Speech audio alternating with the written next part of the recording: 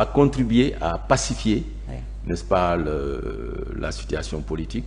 Et puis ça va contribuer à nous permettre d'avoir un processus électoral libre, transparent et honnête et paisible. Et paisible. Donc, alors bon, am na également un dispositif boo xam ne contre les violences bu ñu programme Saxal Jàmm boobu aussi instauré. Bon, c'est un programme de sensibilisation. Il y a des études sur les déterminants de la violence. Violence lan moo koy amal lan la lu tax mu am, quels sont les déterminants, et cetera.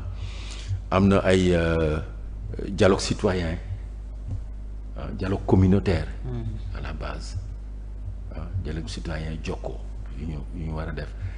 Am na ay club de la paix et de la sécurité dans les yu ñu war a installer dans les universités de Saint-Louis, de Ziguinchor, de Dakar, qui sont des foyers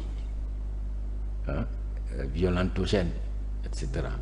Tu vois, donc c'est un programme extrêmement riche, n'est-ce pas, qui contribue à la prévention, n'est-ce pas, des tensions structurelles et des risques de violence. Alors programme boobu kañ ngeen ko taxawal, lan mooy pàcc yi, est-ce que da ngeen ci jokkoo ak acteurs politiques yi aussi, ba kañ ngeen ko nar a doxal, c'est sur quelle durée? Voilà, alors programme boobu démarré nañ ko depuis le mois d'octobre. Donc lancement officiel bi moom lañ doon def keroog ci fan yi le 31 jeudi le 31 gis nga ci lancement bi ñi nga xam ne ñoom ñëpp la ñu nar a seqal mbir mi daanaka presque ñëpp ñi ci ëpp invité nañ leen foofu. Maanaam les partenaires techniques et financiers ñu nga fa woon, les autorités publiques, le ministre de l'Intérieur moom ci boppam moo ñëw ubbi ko, DGE mu nga fa woon, Direction générale des élections, les partis politiques on les a invités, les grandes coalitions étaient là-bas représentées, les membres de la société civile étaient là-bas, les forces de défense et de sécurité, etc. Alors ce qu'on a appelé les ambassadeurs de la paix. Il y a des personnalités, tu vois, qui sont dont l'intégrité est reconnue, la neutralité, etc.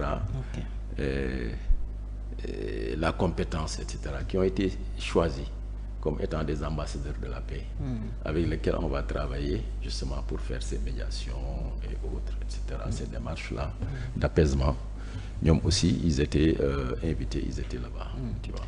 Alors, am na ñoo xam ne xëy na ñu ngi contribuer ci fitna buy am ci jamonoy élection wala campagne, ci processus électoral en tout cas, te xamuñu xëy na njeexital yi. Peut-être pour mieux sensibiliser, est-ce que mën nga ñëw ci conséquences ou violence yi ci élection bi, ci électeurs yi surtout, parce que sànq wax nañu ci acteurs yi, xëy na violence bi jóge ci acteur bi dem ca bële, mais population bi tam am na perception buñ ciy am ak xëy na conséquence bu muy am ci ñoom, impact ba mu mun a am influence ci élection bi. Foofu lan lañ fa mën a jàpp xëy na pour gën leen a yee. waaw violence yi d'ailleurs d'une façon générale fitna yooyu ci ñi muy gën a am jeexital ci ñoom mooy population yi am na ci ñu bëri ñoo xam ne bi violence yi jeexee jógee dëgg diggante mars 2021 ba 2024 mujj gi seen njaay li ñu doon jaay day yàqu, dafa manifestation yi dañ ciy dal ci seen kaw. am na place yi ñuy manifester ñi nga xam ne seen kër yi dafa jege foofu, am na ci bëri dañ fa lancer ay bombes lacrymogènes, am ñu gaañu ci biir kër ga, am ay lu yàqu, ay mobilier, ay seen kër ci bëri yàqu, et cetera. Te état bi fii amul benn dédommagement bu muy def, amul ay assurance, nit ñi fii en général ne sont pas assurés contre de tels incidents.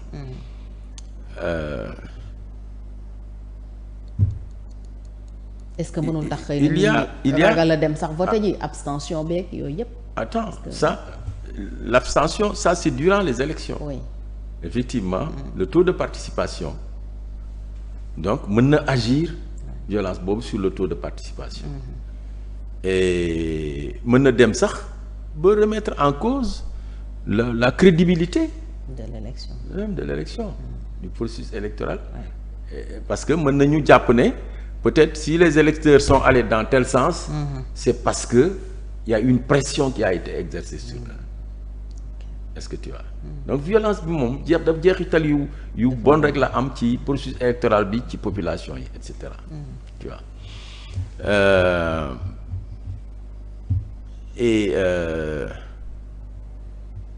Voilà, même à terme mën na am jeexital bu grave te déjà commencé na ko sur le plan de l'économie du pays.